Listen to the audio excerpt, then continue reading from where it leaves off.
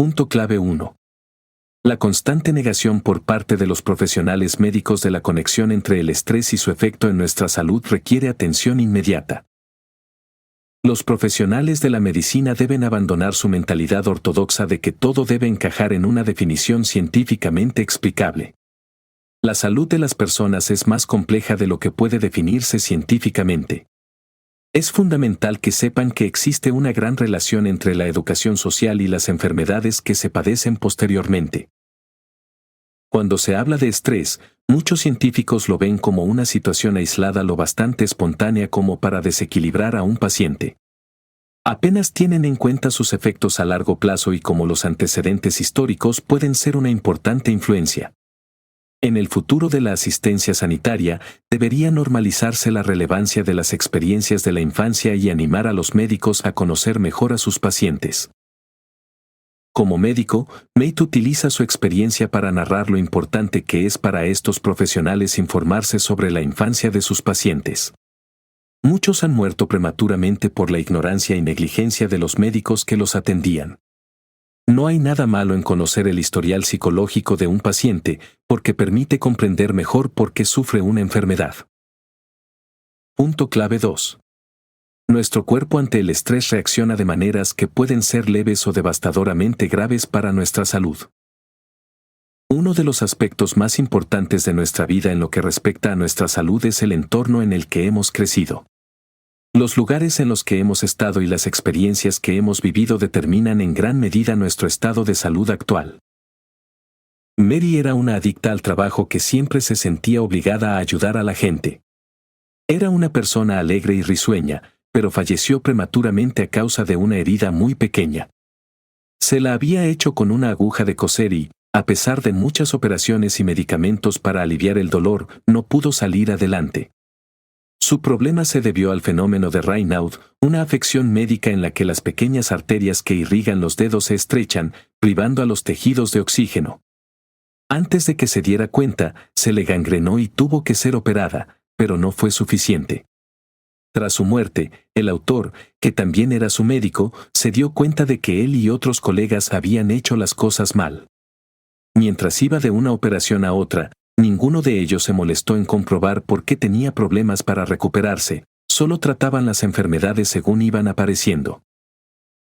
Mary era fumadora crónica y le encantaba trabajar a todas horas. De niña, había sufrido malos tratos y tuvo que ocuparse de los más pequeños desde la temprana edad de 7 años. Desde niña se descuidó a sí misma para cuidar de los demás, y esta mentalidad la acompañó hasta el final de sus días. El estrés al que estaba expuesta y el hecho de no haber dejado de fumar a tiempo contribuyeron a su muerte. El cuerpo es un reflejo de lo que ocurre a nuestro alrededor. Muchos médicos nunca ven la necesidad de entender de dónde vienen sus pacientes, algunos creen que no es ético saberlo. Esta afirmación es errónea y hace que el tratamiento de sus enfermedades sea en cierta medida inadecuado. Estamos influidos por lo que ocurre en nuestra sociedad. Natalie era una mujer casada a la que también le costaba decir que no a la hora de ayudar a la gente. Le diagnosticaron esclerosis múltiple, una anomalía cerebral que deteriora las funciones de las células del sistema nervioso. Aunque no necesitó ningún tratamiento mayor, sufrió recaídas porque estaba en una relación abusiva en la que tenía que cuidar de su marido, enfermo de cáncer, y de un hijo metido en problemas de drogas y alcohol. Cuando nos estresamos demasiado, sin saber cuándo parar, nuestro cuerpo reacciona de distintas maneras que pueden variar de leves a graves. Debemos entender cómo funciona el cuerpo para saber en qué momento parar y cómo ser productivos sin hacernos daño. Punto clave 3. Es esencial para el bienestar comprender el delicado equilibrio de las relaciones entre nuestro rendimiento cognitivo, nuestro entorno emocional y la fisiología. El criterio médico general sobre la salud y la enfermedad sigue asumiendo que nuestro cuerpo y nuestra mente son independientes entre sí. El estrés se define de una manera que alimenta aún más esta suposición. Los médicos suelen verlo como un conjunto de sucesos muy perturbadores que atormentan la mente humana y hacen que nos preocupemos. Aunque esta definición es cierta hasta cierto punto, no explica del todo qué es realmente el estrés. El estrés no siempre es evidente y la víctima puede ser ajena a él. Realmente, esta sensación consiste en las alteraciones internas que se producen cuando el organismo detecta una amenaza para su existencia o bienestar. Aunque la tensión nerviosa puede ser un componente del estrés, uno puede estar estresado sin sentir tensión. Por otra parte, también es posible sentir tensión sin que se activen los mecanismos fisiológicos del estrés. Para comprender plenamente el verdadero significado del concepto, debemos entender la importancia de la competencia emocional. La competencia emocional nos exige ser capaces de sentir nuestras emociones para saber cuándo estamos experimentando estrés. Gracias a esta aptitud somos capaces de expresar nuestras emociones de forma eficaz, sabiendo así utilizar nuestras experiencias presentes y pasadas para determinar cuándo nuestro cuerpo necesita dejar de trabajar temporalmente. Saber cuándo anteponer nuestra salud a las necesidades de los demás es algo crucial en nuestras vidas. Es importante saber cuándo decir no, independientemente de las consecuencias que conlleve. Si no respetamos nuestro cuerpo, este dejará de funcionar para nosotros. Alexa era una profesora que padecía esclerosis lateral amiotrófica. Esta enfermedad le causaba problemas para sostener algo durante mucho tiempo. Sus temblorosas manos le dificultaban el desempeño de su trabajo, por lo que la vida se le complicó. Cuando aún era pequeña, Alexa fue abandonada por sus padres y quedó bajo la tutela de su madrastra. La madrastra no la cuidó como debía, lo que afectó mucho a la joven, que se esforzaba por impresionar a su tutora. Creció creyendo que tenía que cuidar de todos para caerles bien. Alexa tenía buenas intenciones, pero, como mucha gente, no sabía cuándo pararse a pensar en sí misma. Te prometo que nada es tan caótico como parece. Nada que empeore tu salud merece la pena. No hay ningún motivo por el que envenenarte con el estrés, la ansiedad y el miedo. Steve Maraboli. Nuestra salud es primordial para nosotros, y siempre debemos esforzarnos por pensar primero en nosotros mismos antes de en los demás. Punto clave 4. Tendemos a restar importancia al estrés, considerándolo un estado de ánimo temporal que es normal cuando estamos a punto de realizar una tarea. Nuestro cuerpo sabe cuando se le está forzando más allá del límite y, al igual que ocurre con cualquier otra circunstancia, sabe cómo reaccionar. Cuando se esfuerza más allá de sus límites, llega a un punto de ruptura en el que las cosas van a peor leve o gravemente. Pero lo preocupante del estrés no es solo su rechazo por parte de quienes lo padecen, sino también por parte de profesionales de la medicina que deberían conocerlo mejor. Separar los factores psicológicos de las enfermedades mentales solo puede dar resultados a medias, no explica la historia desde el punto de vista del paciente. Durante 7 años, Michelle había sentido un bulto en el pecho que iba y venía, hasta que de repente creció de la noche a la mañana y se sintió muy incómoda. Afortunadamente para ella, ya sabía que había desencadenado su cáncer de mama y decidió tomarse un descanso en el trabajo mientras se trataba. Aunque las pruebas son evidentes para los profesionales de la medicina, a muchos médicos les sigue resultando difícil preguntar a los pacientes sobre su vida personal. No hay nada malo en conocer a un paciente, ya que obtener información sobre su procedencia proporciona conocimientos adecuados sobre cómo abordar sus problemas. También es esencial tener en cuenta que nuestros padres también son culpables de algunas de las cosas por las que pasamos en la vida. El estrés asociado en este caso proviene de acciones desesperadas de padres o tutores que repercuten negativamente en la vida de sus hijos. Cualquier acción que emprendamos afecta en gran medida a otras personas, especialmente a las que están cerca de nosotros. Cuando Barry Cratchit dio a luz a Barbara Ellen, estaba atravesando un matrimonio tumultuoso en el que se sentía emocionalmente aislada. Sin saberlo, estaba creando un enorme efecto psicológico en su hija. Al ser la sexta de 7 hermanos, estaba separada de sus hermanos mayores y desde muy pequeña temía estar sola. Estaba resentida con su madre por causarle dolor emocional y le resultaba difícil mantenerse alejada de una relación durante mucho tiempo. Cuando estaba a punto de morir a causa de un cáncer de mama terminal, Bárbara se volvió muy hostil hacia su madre porque sentía que su vida era un reflejo de sus acciones. Las decisiones que tomamos como padres pueden tener un gran impacto en la vida de nuestros hijos. Los progenitores deben esforzarse conscientemente por tomar decisiones que beneficien a sus hijos tanto ahora como en el futuro. Punto clave 5. La represión emocional aparece cuando contenemos nuestras emociones y las volvemos a meter en nuestra mente. Existe la creencia generalizada de que fumar provoca cáncer de pulmón. Por muy cierta que sea esta afirmación, en su mayor parte es inexacta. Decir que fumar provoca cáncer de pulmón es lo mismo que decir que el agua ahoga a la gente. Uno no puede ahogarse a menos que permanezca demasiado tiempo en el agua, del mismo modo que no puede contraer cáncer de pulmón por fumar a menos que sea un fumador crónico. Aunque es cierto que fumar contribuye mucho al cáncer de pulmón, existen otros factores determinantes y el estrés es uno de ellos. Según una investigación de Dedel Kessen, cirujano torácico británico, las personas con cáncer de pulmón tienen escasas y restringidas posibilidades de expresión de las emociones en comparación con los pacientes con cáncer de pulmón benigno y con los controles normales. En otras palabras, la mayoría de los pacientes diagnosticados de cáncer de pulmón tienen dificultades para expresar sus emociones. Muchas personas emocionalmente reprimidas acaban recurriendo al tabaco como forma de aliviarse de la carga que la situación causa en su mente.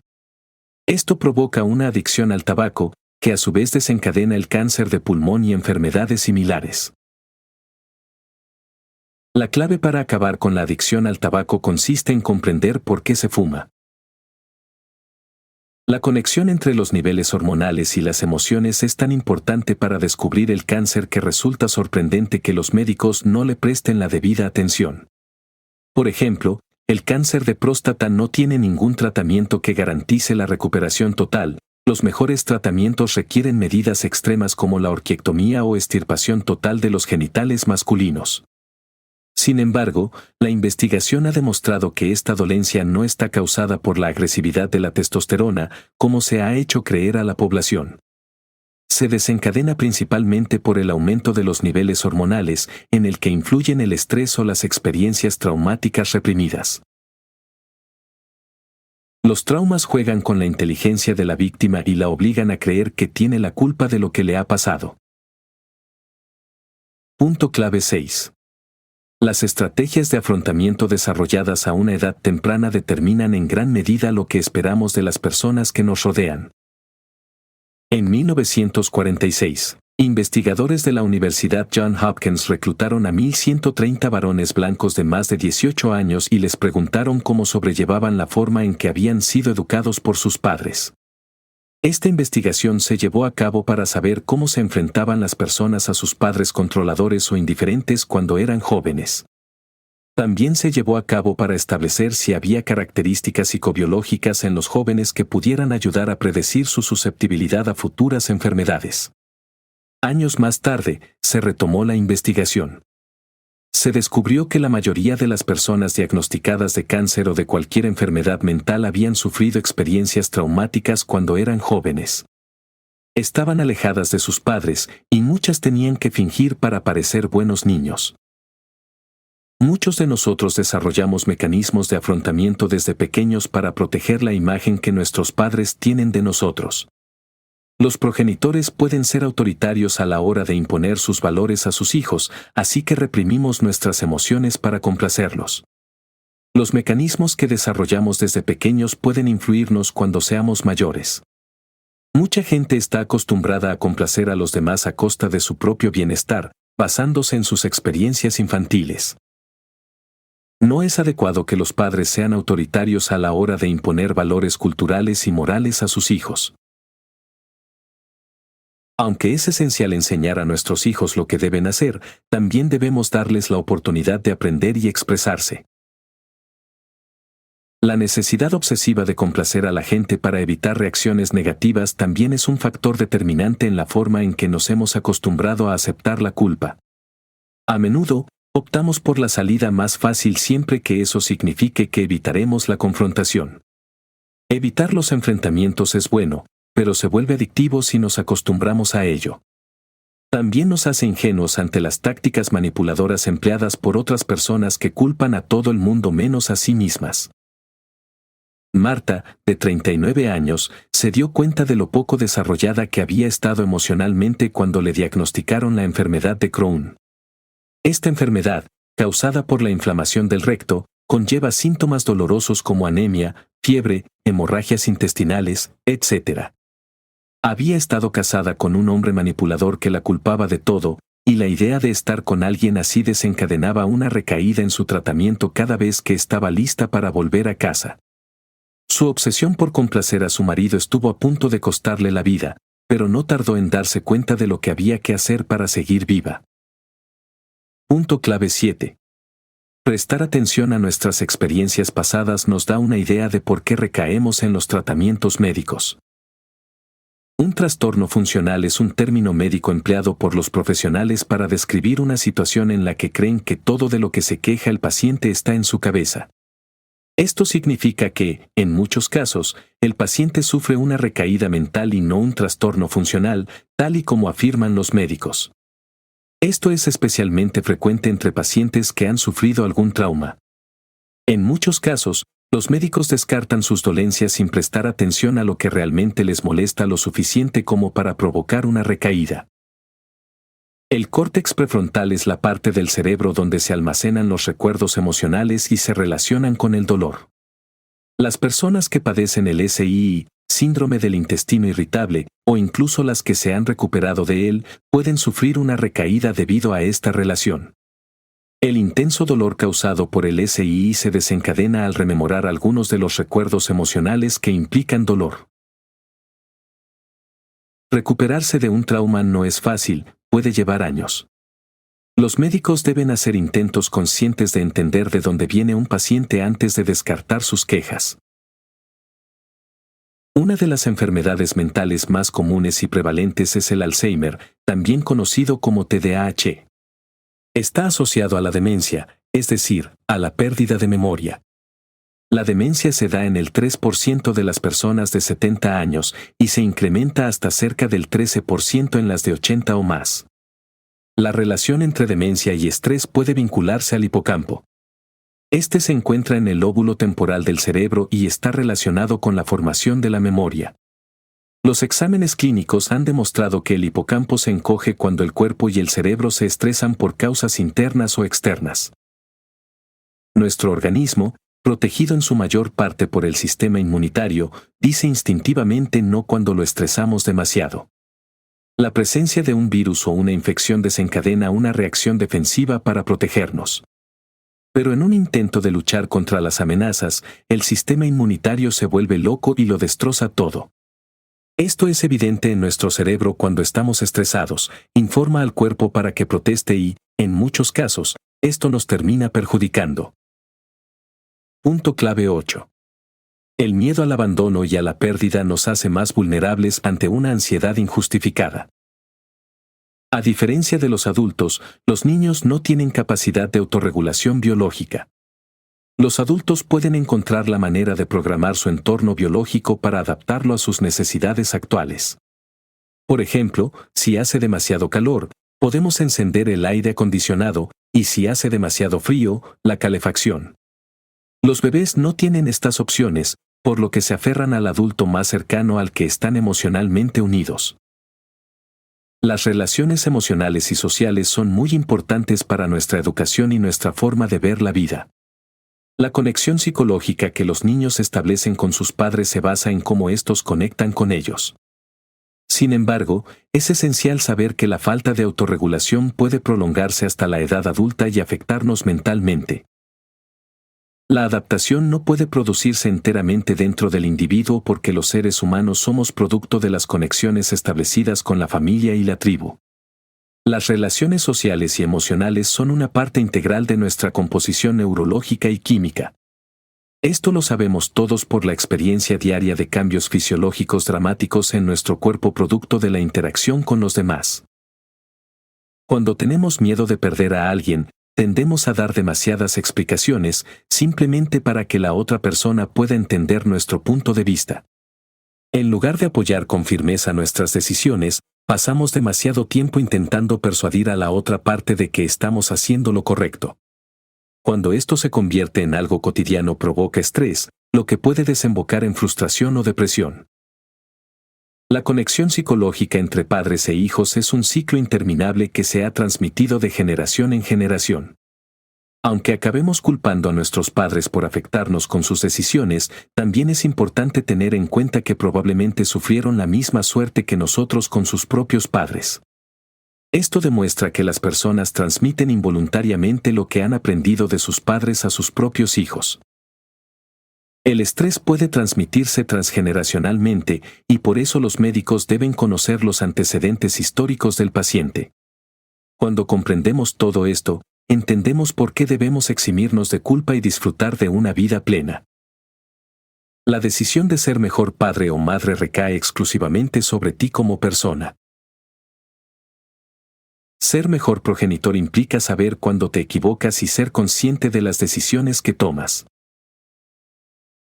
¿Sabías que aproximadamente 8 millones de muertes al año son atribuibles a enfermedades mentales? Punto clave 9. Debemos eliminar las creencias sociales que hemos aprendido y, en su lugar, adoptar la determinación de ser mejores. A pesar de la cantidad de años que se han dedicado a investigar la dinámica de nuestros genes, las personas siguen sin comprender que los genes por sí solos no determinan todo nuestro desarrollo en la vida. Como es evidente en el caso de una planta, el entorno en el que se planta una semilla determina su crecimiento. Este ejemplo se repite con los seres humanos, crecemos según el medio que nos rodea. Conformarse con la opinión de que las enfermedades, mentales o físicas, son principalmente genéticas nos permite evitar preguntas inquietantes sobre la naturaleza de la sociedad en la que vivimos. Con frecuencia estamos acostumbrados a creencias inconscientes que controlan nuestras vidas. Creemos cosas como: no soy encantador. Tengo que mostrarme fuerte.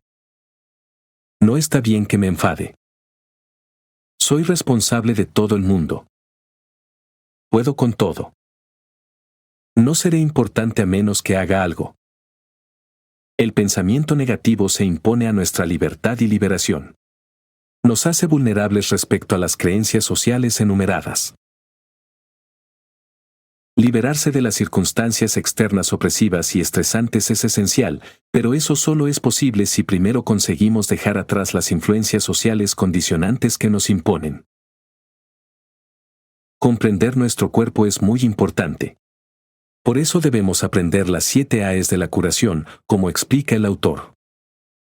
Aceptación.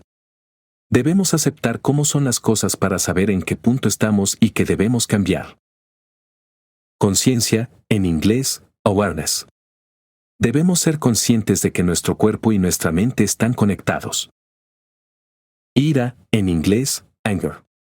La represión de la ira no es ideal para el cuerpo. Debemos dejar que salga de forma controlada. Autonomía. Debemos desarrollar a nivel interno un mecanismo de cuidado personal y tomar las riendas de nuestra vida eliminando las experiencias traumáticas de la infancia. Apego.